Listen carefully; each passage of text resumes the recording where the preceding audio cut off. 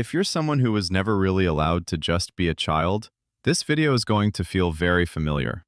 Maybe you were the one who kept the peace, the one who read the room before you even knew that was something people did. Maybe you took care of a parent emotionally, or a sibling practically. Or maybe nobody asked you directly. You just learned very early that the adults around you had enough to deal with, and that your needs were better kept quiet. People who grew up too fast don't always come from obviously difficult homes. Sometimes it's subtle. A parent who struggled. A household where emotions weren't discussed. A family where being capable was praised, and needing things was quietly discouraged. However it happened, you became very good at being fine. And that's not a flaw. It's what you had to do. By the end of this, you're going to understand exactly what growing up too fast does to a person, and where some of it can begin to loosen. Here's the first thing worth understanding. When a child takes on adult responsibilities, something gets skipped. Not permanently, but skipped. The stage where you learn that your needs matter, that it's safe to be vulnerable, that other people can hold things so you don't have to. You didn't get to practice that, because every time something needed doing, you were the one who did it. Every time someone needed calming, you were the one who stayed calm. Every time things got difficult, you were the one who kept going. And over time, that became identity. Not just something you did, something you were. The capable one, the responsible one, the one who didn't make a fuss, the one everyone leaned on.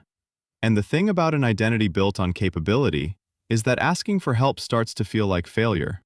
Like you've let the version of yourself that everyone relies on slip for a moment.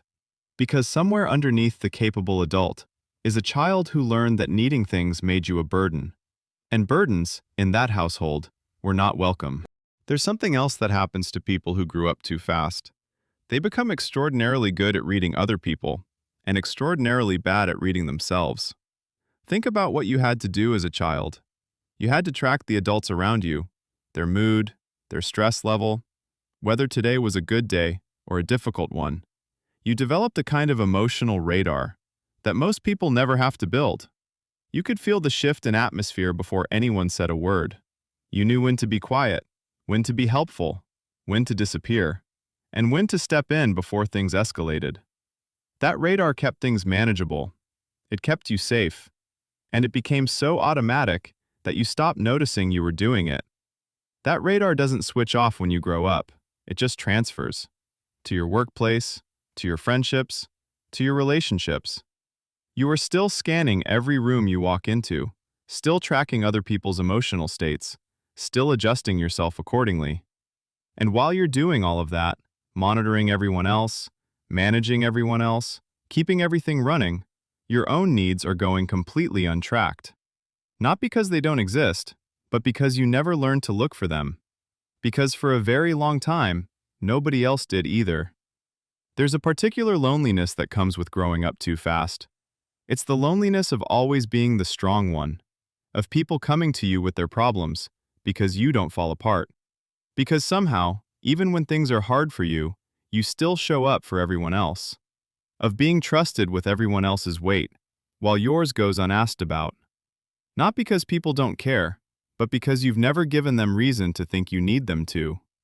You've been too capable for too long. And so people who grew up too fast often find themselves in relationships where they give more than they receive, where they are needed more than they are known. Because being needed feels like connection. It's the version of closeness they learned first, the one that felt safest. But being needed and being loved are not the same thing. Being needed keeps people at a useful distance. You're valued, but for what you do, for what you carry. Being known requires something more uncomfortable. Letting someone see the parts of you that aren't capable, that aren't fine, that are still, in some quiet way, waiting for someone to notice without you having to ask. The practical reframe isn't about undoing any of this. You can't go back and have a different childhood. And the things you built, the awareness, the resilience, the ability to hold difficult things without falling apart, those are real, and they belong to you. Nobody can take them away. But they were built for a situation that no longer exists. You are not a child managing an unpredictable household anymore. You are an adult, with more options than that child ever had. And one of those options, perhaps the most unfamiliar one, is letting people in.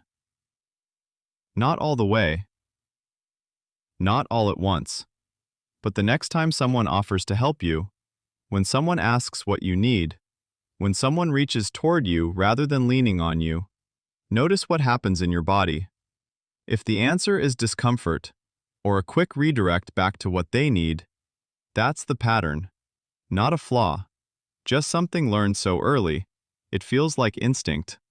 A habit that formed in childhood can start to shift the moment you see it clearly, and understand that the child who built it was doing the best thing they knew how to do with what they had. These behaviors don't come from nowhere. They run on something that was built early, and has been running ever since.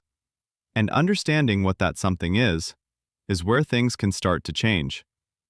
If this video helped you in any way, please subscribe to our channel and share it with someone who needs to hear this.